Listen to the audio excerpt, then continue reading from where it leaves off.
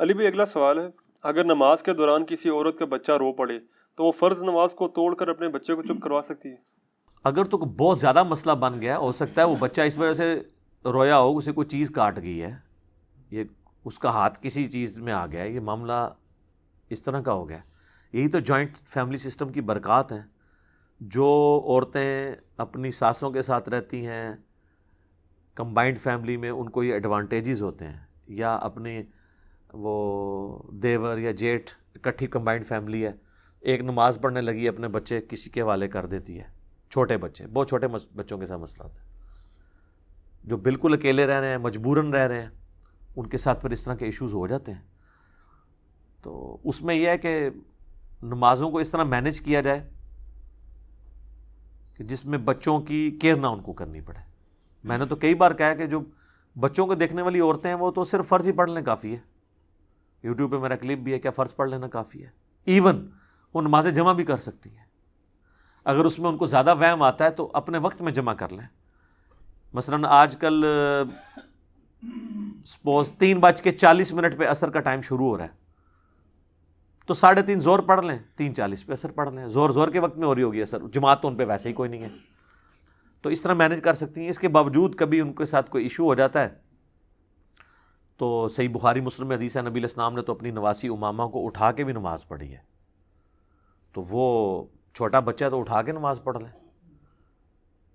عموماً بچے ارد گرد ہی کھیلتے رہتے ہیں، رو پڑیں تو اٹھا لیں نماز کے دوران. پھر بھی کوئی زیادہ ایشو ہو جاتا ہے، ایز اے لاسٹ ریزارٹ توڑنی پڑ جاتی ہے، بہت بڑا کوئی مسئلہ ہے تو توڑ بھی سکتے ہیں، لیکن یہ پریفریبل نہیں ہے. بخاری مسلم میں حدیث ہے، نبی علیہ السلام نے فرمایا بعض اوقات میرا دل کرتا ہے میں تھوڑی لمبی قرات کروں، لیکن میں جب کسی بچے کی رونے کی آواز سنتا ہوں نا تو مجھے لگتا ہے اس کی ماں جو ہے وہ اس کا دل پسیج رہا ہوگا، تو میں پھر نماز مختصر کر دیتا ہوں تاکہ وہ اپنے بچے کو دیکھے. تو اس میں امپلائڈ ہے کہ اس وقت کی عورتوں کو یہ ٹریننگ تھی کہ اگر بچہ رو رہا ہے نا تو نماز نہیں توڑنی ہے، نماز کو مختصر کیا جائے، پھر بچے کو سنبھال لیا جائے.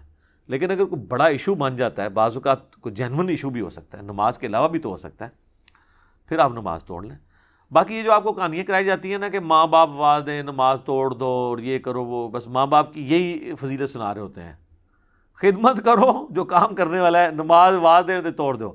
آواز دیتی توڑ دیتا، آواز دے کے انہوں نے کہا جا کے پائیا چیز لایا جا کے پتر، تو تسی کو ہماری میں جانا نہیں ہے، تو نماز توڑنے کا کیا فائدہ ہویا؟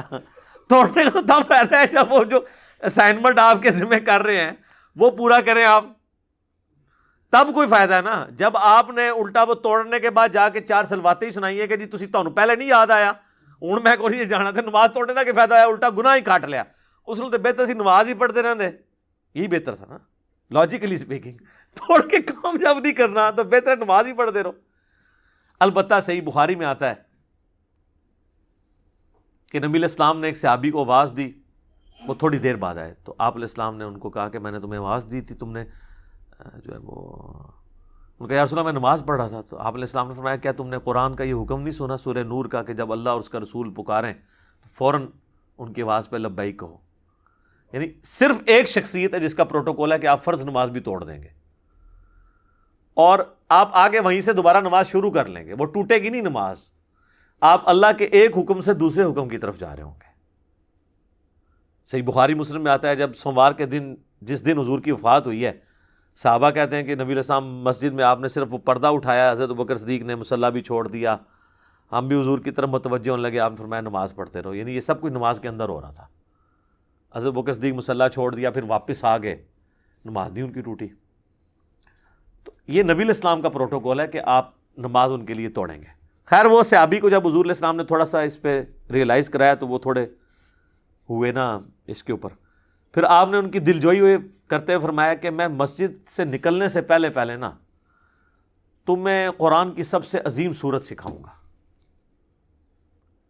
جب حضور مسجد سے نکلنے کے انہوں نے ہاتھ پکڑ لیا، یا رسول اللہ آپ نے وعدہ کیا تھا، تو آپ فرمایا وہ ہے الحمدللہ رب العالمین، سورہ فاتحہ. یہ قرآن کی سب سے عظیم سورت ہے، یہ پوری حدیث ہے وہ.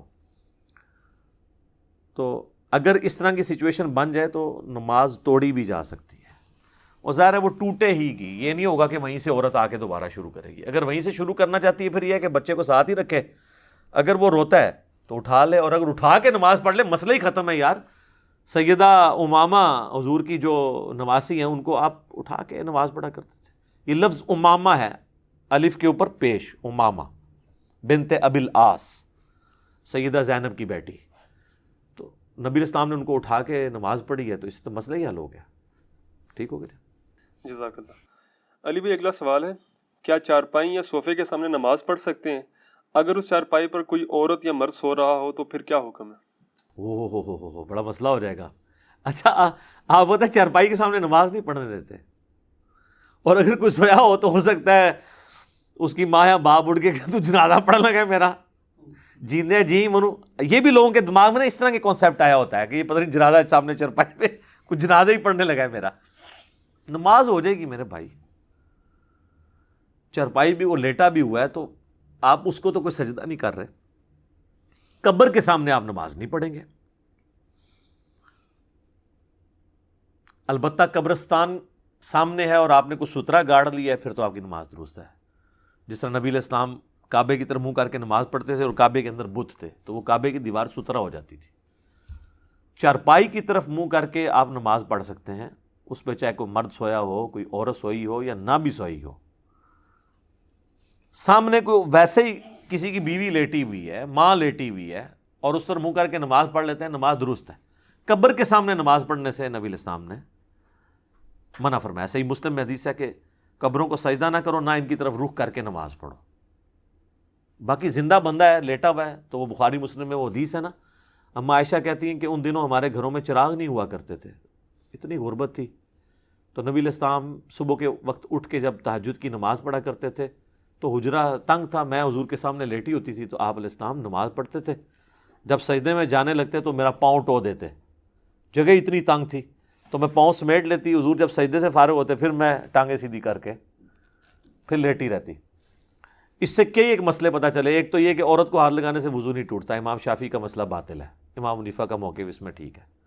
نمبر 2, اگر سامنے بیوی لیٹی ہو نماز ہو جائے گی, عورت بھی ہو تو نماز ہو جائے گی. لہذا وہ جو حدیث ہے نا بخاری مسلم کی کہ عورت یا گدھا جو ہے نماز کو قطع کر دیتے ہیں, اس کو یا آپ منسوخ تصور کریں گے یا اس کا معنی یہ ہے کہ وہ نماز کی کنسنٹریشن کو لوز کر سکتے ہیں. کیونکہ وہ تو صحیح مسلم میں الفاظ ہیں کہ اما عائشہ بڑی ناراض ہوئی اس کے اوپر کہ تم نے ہمیں گدھوں کے برابر کر دیا. تو پھر انہوں نے یہ حدیث سنائی کہ میں حضور کے سامنے لیٹی ہوتی تھی تو حضور کی تو نماز کوئی نہیں ٹوٹی ہے. تو اس طریقے سے یعنی بعض اوقات کچھ چیزیں پھیل جاتی ہیں. اور تیسرا مسئلہ یہ پتہ چلا کہ اندھیرے میں نماز آپ پڑھ سکتے ہیں, کیونکہ وہ کہتی ہیں اندھیرے ہوتا تھا اور نبی علیہ السلام ٹوتے تھے اور چراغ بھی نہیں ہوتے تھے. اور چوتھا مسئلہ یہ نکلا کہ آنکھیں بند کر کے بھی نماز ہو سکتی ہے, کیونکہ اینڈ رزلٹ یہ ہے, لک وشکار ہی ہے. چاہے آپ سر کی طرف یعنی اپنا سر رکھیں یا پاؤں کی طرف, کمر تو درمیان میں رہتی ہے. چاہے باہر اندھیرا ہو چاہے باہر روشنی اور آپ نے آنکھیں بند کی ہیں, اینڈ رزلٹ یہ ہے کہ آپ اندھیرے میں نماز پڑھ رہے ہیں. جو لوگ کہتے ہیں نا یعنی آنکھ کھول کے نماز پڑھنا ضروری ہے کہیں کوئی موذی جانور نہ آ جائے, تو وہ تو جہاں پہ اندھیرے میں نماز پڑھ رہے ہیں وہاں تو آپ کی آنکھیں کھلی بھی ہوں تو آپ کچھ نہیں کر سکتے, ٹھیک ہے نا. تو ہمارے تو یہاں پہ ظاہر ہے موذی جانور آنے کا کوئی خدشہ ہی نہیں, صاف ستھری مسجدیں, اور پھر ایسی جگہ پہ ظاہر ریگستانی علاقوں میں پہاڑی علاقوں میں تو آ جاتی ہیں اس طرح کی چیزیں. وہاں تو واقعی پریفریبل یہی ہے کہ آنکھ کھول کے نماز پڑھیں, لیکن اگر کنسنٹریشن کے لیے بند کرنا چاہتا ہے تو آنکھیں بند کر کے بھی نماز درست ہے.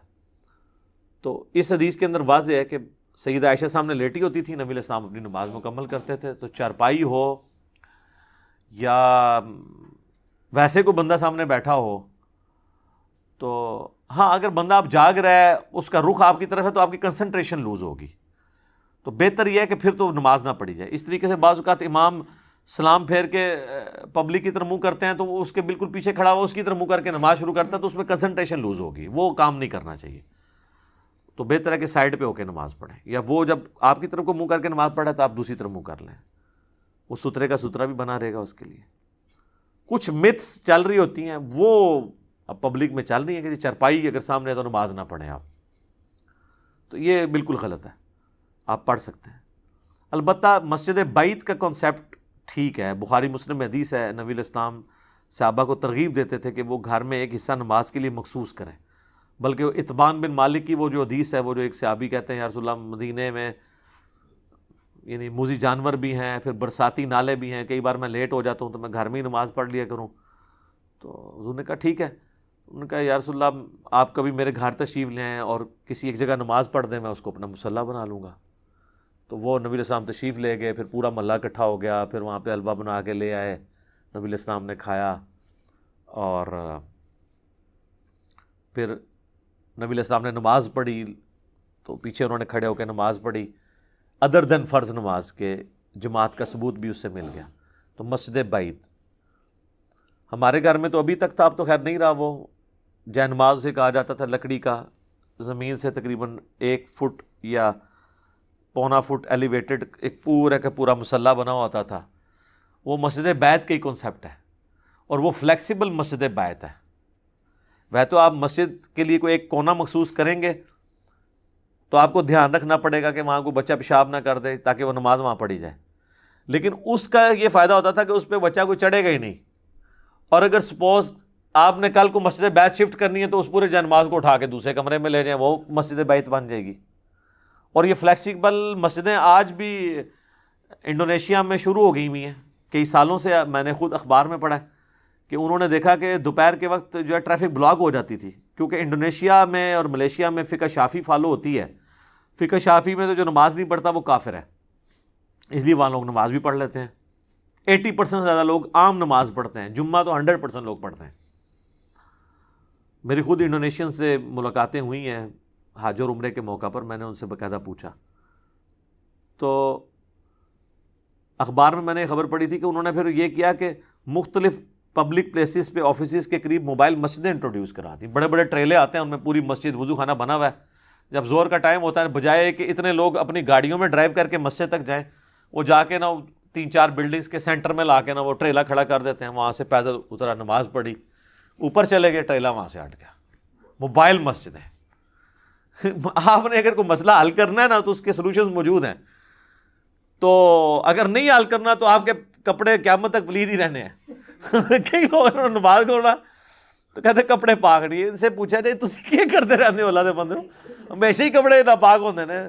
تو ایسے لوگوں کا ویسے علاج یہ ہے کہ جو یہ کہتے ہیں کپڑے ناپاک، تو ان کو یار تو پلید رہنا، یار اللہ دے بندے ساڑھے نال پھر نہ بیٹھا کرتے، روٹی شوٹی کھانا ہے تو پلید ہی رہنا ہر ٹائم، کم از کم اس کو یہ پھکی دیا کریں۔ یہ کپڑے تو خام خواہ لوگوں نے پلید بنائے ہوئے ہوتے ہیں نا، ایک جنرل ایک بہانہ ہے۔ تو اگر آپ نے پڑھنا ہے تو موبائل مسجدیں بھی ہیں۔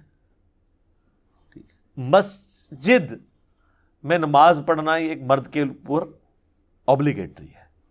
کپڑے ضرور پاک ہونے چاہیے۔ عام لوگ کپڑوں کے گندا ہونے کو بھی ناپاک سمجھ لیتے ہیں، گندے کپڑے ناپاک نہیں ہوتے جب تک ان کے اوپر پیشاب نہیں لگ جاتا۔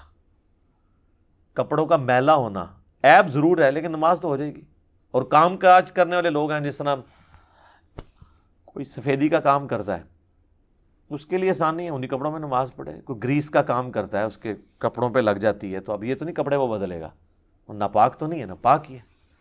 تو لوگ عموماً بعض اوقات گندے کپڑوں کو بھی ناپاک ہی سمجھ رہے ہوتے ہیں، وہ پھر دن آ بیٹھا کے صاف ستھرے ہو کے، وہ عید والے دن ہی تسی صاف ستھرے ہو کے نماز پڑھ سکتے ہو، عام حالت میں تو ظاہر ہے اس طرح درویشی کی طرح نماز آپ کو پڑھنی ہوگی۔ ٹھیک ہو گیا، جزاک اللہ۔